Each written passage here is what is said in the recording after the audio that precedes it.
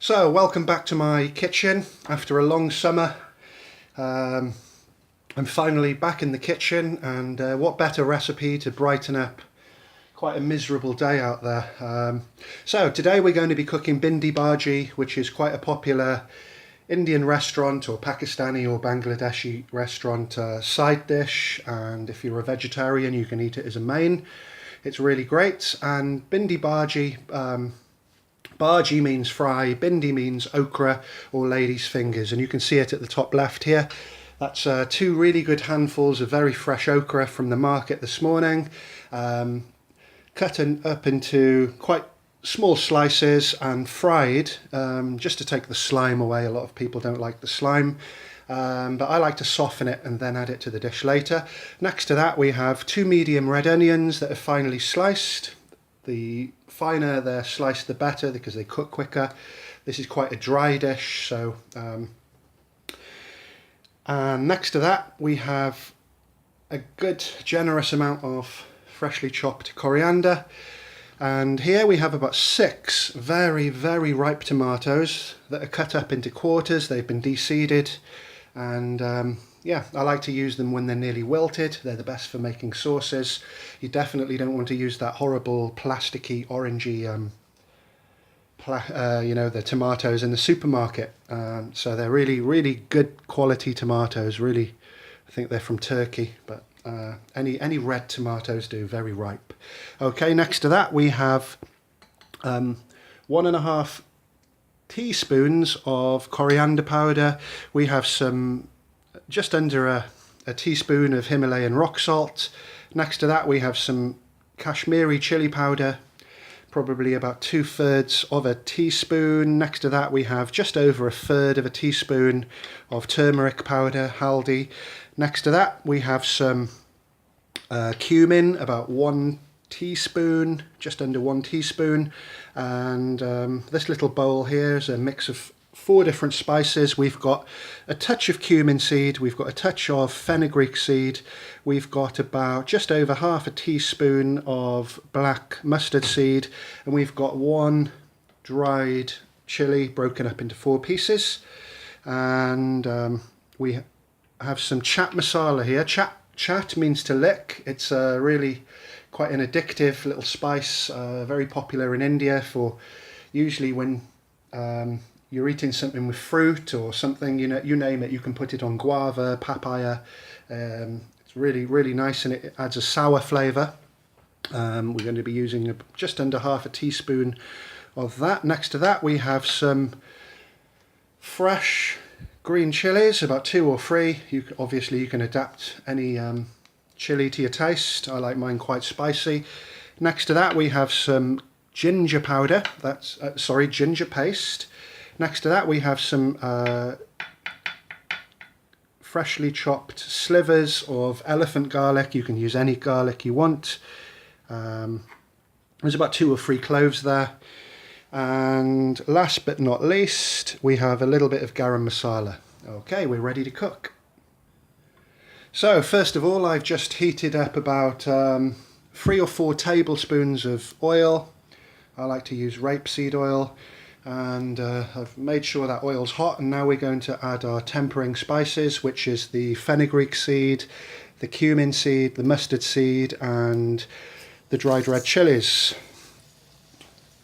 You can see the oil's hot enough, and those are starting to splutter straight away, and you'll be able to notice a red colour coming out of the chilies, which is really great for taste and flavour. Okay, we're just going to let that heat up a little bit. Some of the seeds, the mustard seeds, are starting to splutter. You don't need to really splutter them all, but it's just a sign that your oil's hot enough. Next to that we're going to add the onions.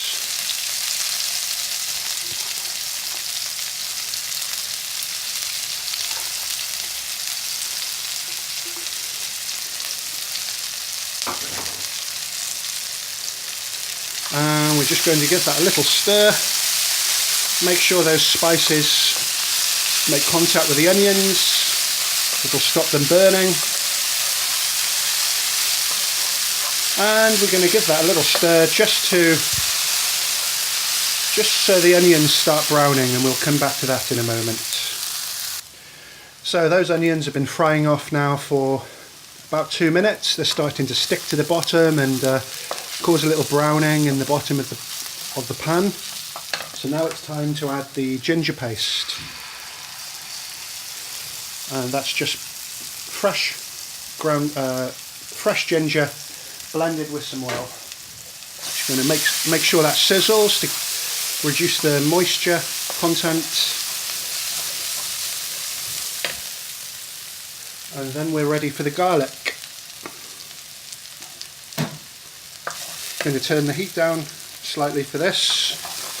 You don't want to burn the garlic, that's for sure. It turns very bitter, and you've really got to start your dish from scratch again. Okay.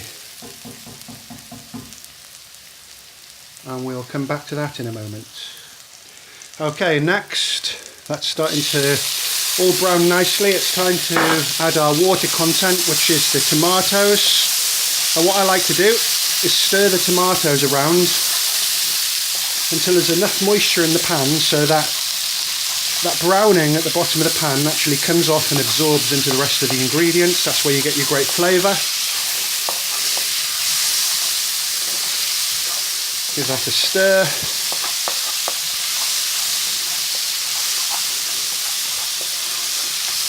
Those tomatoes will break down gently now over the next couple of minutes. So it really helps if they're starting to wilt before you use them. So this is quite a dry curry. There's no base gravy or anything like that. If you're going to do a bhindi masala, of course use base gravy, but this is quite a dry dish. And now I'm going to add my green chillies. I like it pretty spicy, but you can adapt the chillies according to your taste. See, those tomatoes are starting to disintegrate. Really good. Getting some nice colours there. Turn it down a little bit actually.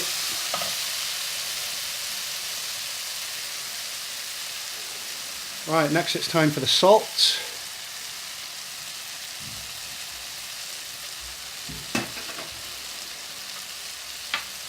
The coriander powder. The cumin. The chaat masala, the Kashmiri chili powder and turmeric.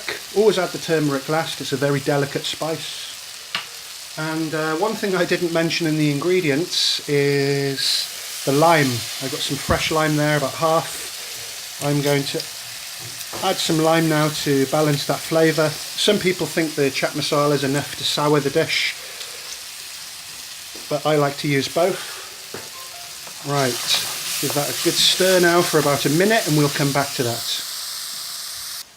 Right, all those ingredients are well combined. The smell is amazing, the colours are sensational. Now it's time to add the okra. And they've already been cooked. Now it's just about that okra. There's a lot of cavities in okra. I just want to make sure that's all filled up with the flavour, well stirred into the dish. It's looking great. Let's turn the heat up a little bit and let's add some of that coriander.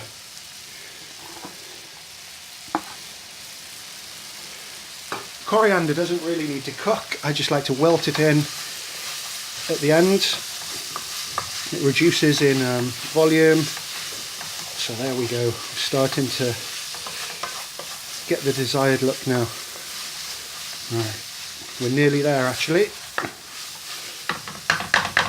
I'll just stop the camera so you can see that. It looks amazing. So finally, I've just got about a generous pinch of garam masala there. Going to give that a stir.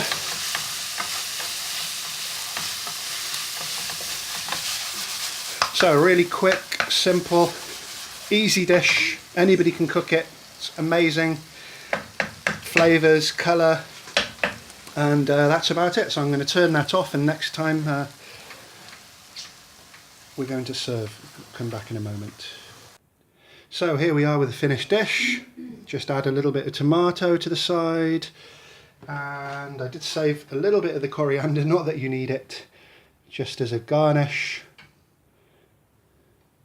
But there you go. Quick, simple, easy, healthy Bhindi Bhaji.